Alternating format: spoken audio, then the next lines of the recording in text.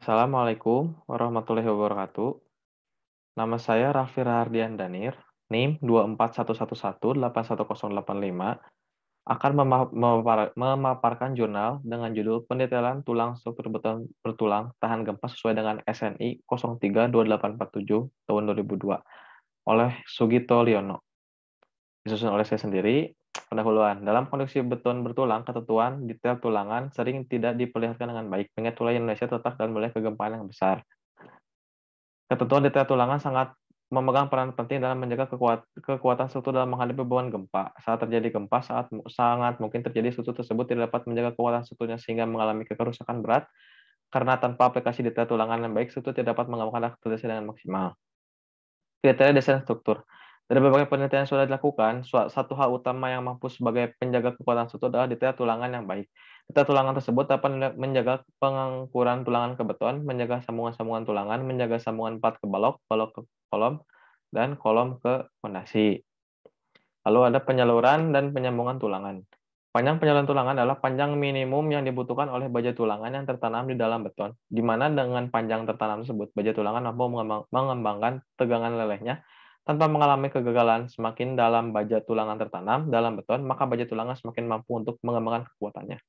Panjang penyambungan tulangan adalah panjang lewatan minimum yang dibutuhkan oleh dua baja tulangan yang disambung tanpa sambungan mekanis. Jika dua baja tulangan dengan diameter yang berbeda disambung, maka nilai panjang penyambungan terbesar yang sebaiknya digunakan. Berikut adalah penyambungan tulangan ulir lurus kondisi tarik. Di situ ada rumusnya dan contoh gambar mengenai tulangan ulir lurus kondisi tarik.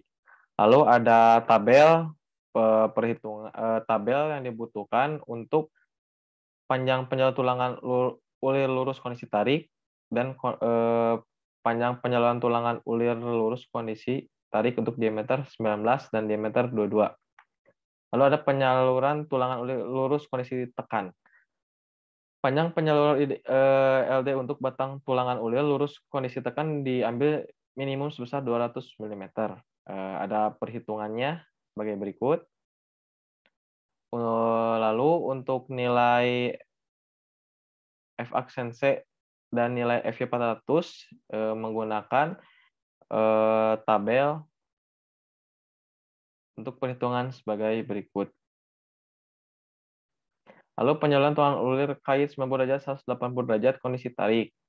Ada rumus untuk mencari F aksense-nya. Lalu ada tabel yang dibutuhkan untuk panjang penyaluran tulangan berkait kondisi tarik. Kait tarik semua diameter. Lalu ada gambar tulangan ulir berkait kondisi tarik. Lalu di sebelah kanan paparan pun ada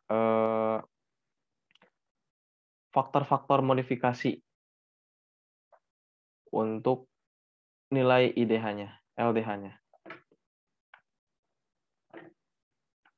Lalu ketentuan sambungan lewatan pada kolom. Untuk komponen struktur tekan dengan sengkang atau sengkang ikat, panjang sambungan lewatan dapat dikaitkan dengan faktor 0,83, tetapi tidak boleh kurang dari 300 mm.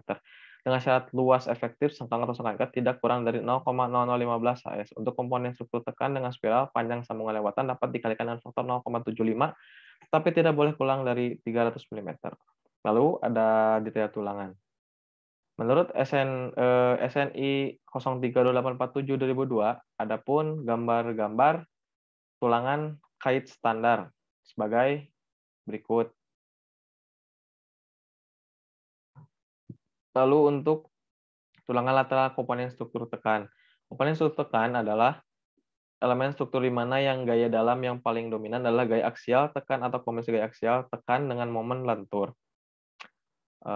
Tulangan lateral berupa spiral harus merupakan batang tulangan yang menerus. Diameter tulangan spiral tidak boleh kurang dari 10 meter. Adapun berikut aturan dalam SNI 032847 2002 untuk tulangan lateral komponen struktur tekan. Lalu di sebelah kanannya ada gambar mengenai sengkang dan sengkang ikat. Tulang lateral komponen struktur lentur. Pada bagian komponen struktur lentur yang mengalami tegangan bolak-balik harus dilingkupi dengan sengkang atau sengkang ikat tertutup yang dapat dibentuk dalam satu unit atau dibentuk dari 2 unit yang disambung dengan sambungan lewatan 1,30 LD. Lalu ada detail tulangan tahan gempa. Ketentuan detail tulangan untuk SRMPMM. SRMPMM adalah sistem rangka pemikul momen menengah di mana struktur rangka beton bertulang direncanakan berperilaku daktil. Menengah artinya tidak semua kapasitas daktilitas strukturnya dikerahkan semuanya. Di bawahnya ada gambar mengenai detail balok SRMPM untuk SRMPM. Adapun sebelah kanannya yaitu aturan-aturan oleh SNI 03847 tahun 2002 mengenai balok SRMPM. Lalu ada ketentuan mengenai kolom menurut SNI 032847 2002 untuk SRMPM sebagai berikut. Dan detail kolom tersendiri untuk SRMPM. Lalu ada ketentuan detail tulangan SRMPM.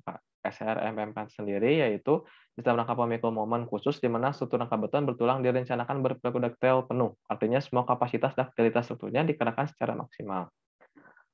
Di bawahnya ada gambar mengenai detail balok SRM untuk SRMPMK. Lalu di sebelah kanannya ada ketentuan-ketentuan untuk balok SRMPMK oleh SNI 032847 tahun 2002. Sebagai berikut. Lalu untuk ketentuan kolom detail tulangan SRMPMK, ketentuannya sebagai berikut. Lalu ada pun rumus, ya, dan ada contoh gambar sengkang atau sengkang ikat untuk SRMPMK. Untuk elemen lentur balok di atas tanah SNI 032847 tahun 2000 menerapkan beberapa ketentuan penting detail tulangan SRMPMK sebagai berikut, yaitu sengkang harus dipasang dengan spasi tidak lebih dari setengah B dan tidak boleh lebih dari 300 mm. Adapun studi kasus. Menurut studi kasus tersebut, detail tulangan kepala pondasi tiang. Tulangan kepala pondasi tiang bor atau tiang pancang biasanya hanya ditekuk kemudian dicor digabung dengan pile cap. Kondisi demikian hanya bisa digunakan untuk struktur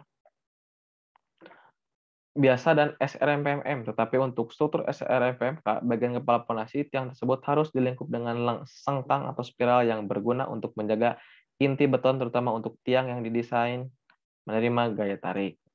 Sebagai contoh, ada penjelasan studi kasus mengenai detail tulangan kepala pondasi tiang SRMPMK dan SRMPM berikut pun dengan contoh gambarnya.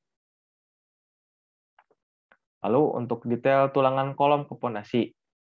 Detail menurut SRMPMK mengharuskan agar sengkang kolom bagian bawah diteruskan sampai ke dalam pondasi. Hal ini karena SRMPMK mempunyai tingkat daktilitas yang lebih tinggi daripada SRMPM, sehingga dimasukkan agar kolom mampu mengembangkan daktilitas yang dimiliki dengan maksimal. Untuk struktur SRMPM SNI 032847 tahun 2002 tidak mencantumkan ketentuan penerusan sengkang kolom bawah ke dalam pondasi.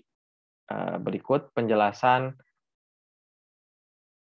mengenai studi kasus, contoh studi kasus tulangan kolom, detail tulangan kolom yang pondasi SRMPMK dan SRMPM berikut pun dengan contohnya. Lalu ada detail tulangan balok di atas tanah ke pondasi. Berikut penjelasan studi kasus, contohnya, beserta dengan gambar detail tulangan tie beam ke pondasi SRMPMK dan SRMPM. Lalu ada detail tulangan balok ke kolom. Berikut ada pun mengenai contoh studi kasusnya dan gambar mengenai detail tulangan balok ke kolom SRMPMK dan SRMPM. Lalu ada detail tulangan balok ke dinding beton, masih dengan contoh studi kasus, dan detail tulangan balok ke dinding beton SRMPM dan SRMPM berikut dengan contoh gambarnya. Lalu ada detail tulangan satu bentang balok sebagai contoh balok berdimensi sebagai berikut dengan contoh gambarnya. Lalu ada detail tulangan satu bentang kolom Dengan contoh kolom kotak tiki 4000 mm berdimensi 500 kali 700, mutu beton K400 tulangan longitudinal 12D25. Penjelasan tentang contoh studi kasusnya dengan gambarnya. Lalu detail tulangan kolom di atas balok. Berikut pun contoh studi kasus dan contoh gambar untuk detail tulangan kolom di atas balok. Lalu detail tulangan kolom di atas dinding beton.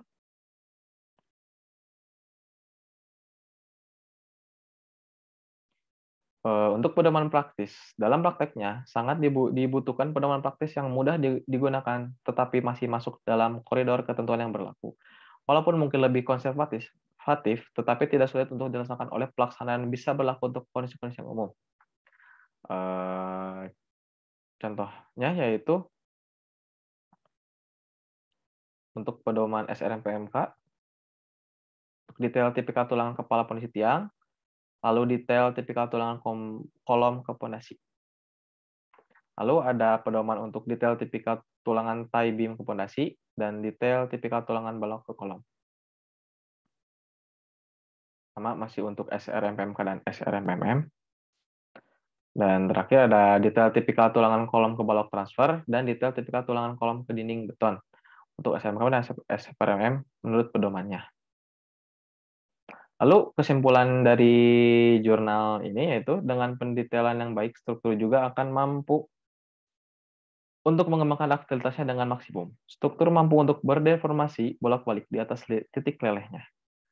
Mengikuti peraturan-peraturan dunia, beberapa ketentuan detail tulangan selalu dirubah untuk ditingkatkan kinerjanya. Hal tersebut dilakukan dengan mengacu ke bentuk kerusakan terbaru yang mungkin baru ditemukan setelah terjadinya sebuah gempa atau mengikuti hasil sebuah penelitian terbaru yang baru dipublikasikan secara internasional. Detail tulangan yang saat ini berlaku sangat mungkin harus dimodifikasi pada saat mendatang dengan tujuan untuk meningkatkan kinerjanya. Sekian pemaparan dari saya. Mohon maaf apabila masih ada kesalahan dan kekurangan. Terima kasih. Wassalamualaikum warahmatullahi wabarakatuh.